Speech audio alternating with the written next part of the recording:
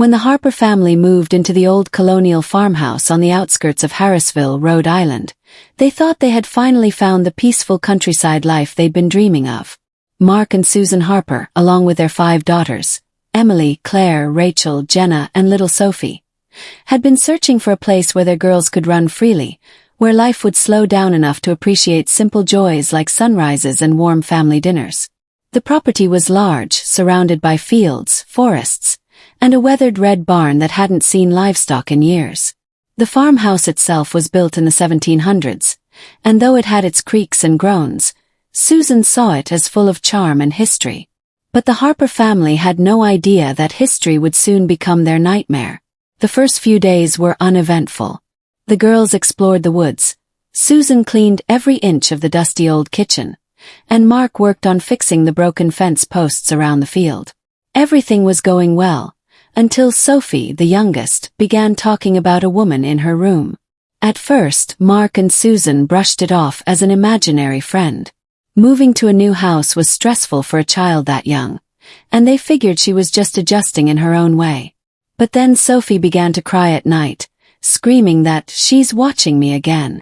When asked who she meant, she simply replied, "The crooked lady in the dark dress." That night, Susan heard the sound of something scraping across the floor above their bedroom. It wasn't unusual to hear the house creak or pop, but this was different. Rhythmic, heavy, deliberate. Mark grabbed a flashlight and went upstairs, finding nothing out of place. The girls were all asleep, and Sophie's room was empty, save for her curled-up figure under the covers.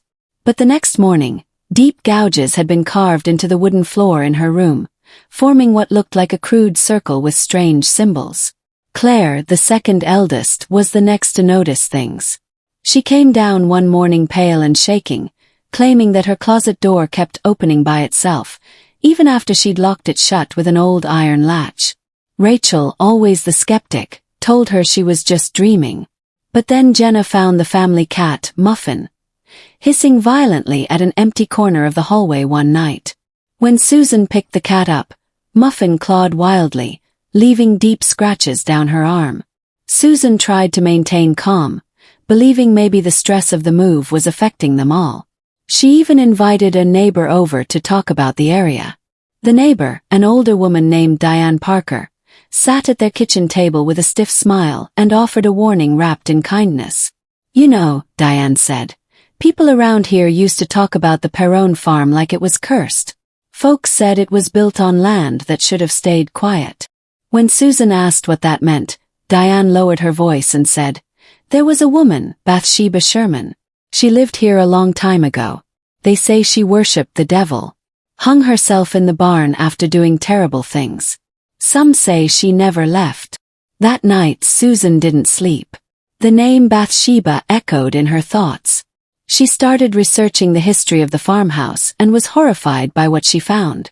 Records from the 1800s mentioned Bathsheba Sherman, a woman accused of witchcraft and suspected of sacrificing her own child. Though never convicted, the whispers surrounding her never stopped. Soon after her death, other families who had lived on the property spoke of apparitions, of livestock dying mysteriously, of children going missing. As Susan pieced things together, the activity in the house grew worse.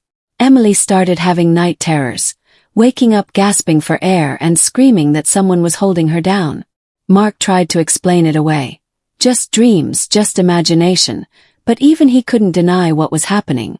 One night, he was alone in the barn repairing old rafters when he heard something whisper his name directly behind him. When he turned, there was nothing, just an overwhelming smell of rotting meat and the unmistakable sensation of being watched. One early morning, around 3:13 a.m., every door in the house slammed shut simultaneously.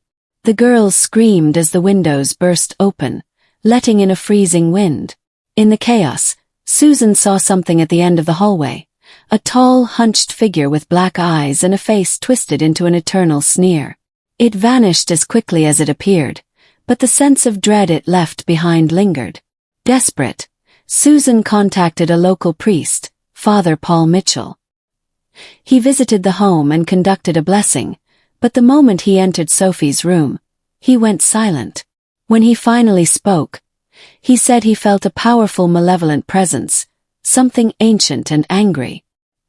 He advised the family to seek help from paranormal investigators, and that's how they found Ed and Lorraine Whitaker, a married couple known for their work in demonology and spiritual warfare. When Ed and Lorraine arrived, the house felt even colder, darker. Lorraine immediately sensed something was off. She walked through the halls, her eyes wide, stopping suddenly at the attic door. "There's something here," she whispered. "And it's feeding off fear." They set up audio recorders and cameras throughout the house and barn, trying to document the activity. Within hours, they captured chilling whispers, objects moving on their own, and doors slamming shut without cause. That night, Lorraine held a séance in the living room.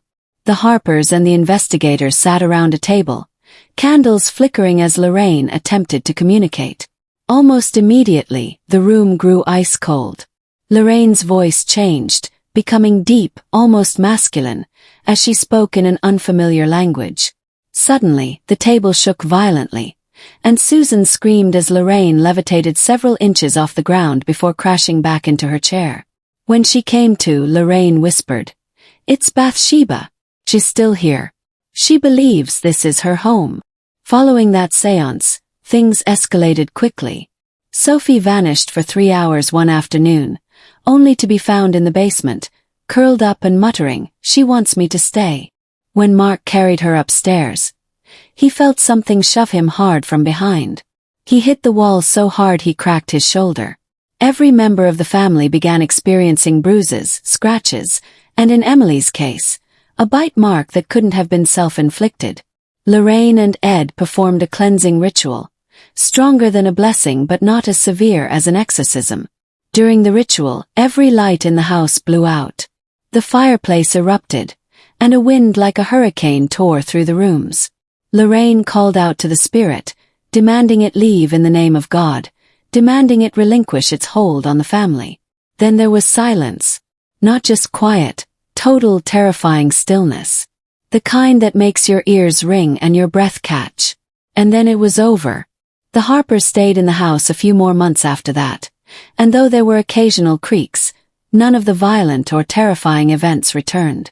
Eventually they sold the farmhouse and moved back to the city, never looking back. Lorraine and Ed warned them that sometimes these entities don't truly leave. They sleep, waiting for someone else to awaken them. Years later, when Claire was in college, she received a package with no return address. Inside was an old rusted iron key, and a note in handwriting she didn't recognize. It read, "Come home. I never said goodbye."